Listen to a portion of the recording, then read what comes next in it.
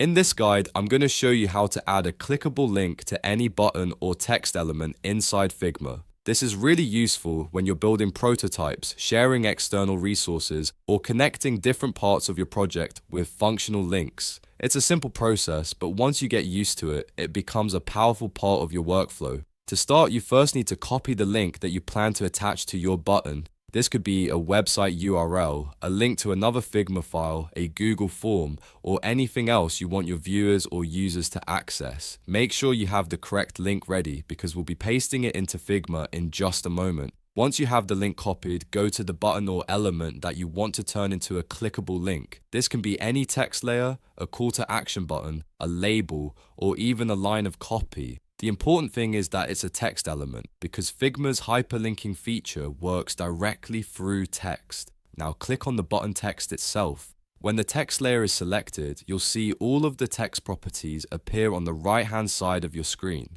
This is the same panel where you normally adjust your font, size, color, alignment, and spacing. Inside this panel, there's also a small hyperlink icon that lets you attach external links to text. Find the hyperlink icon in the right toolbar and click it. As soon as you click it, Figma will open a small input field where you can paste the link you copied earlier.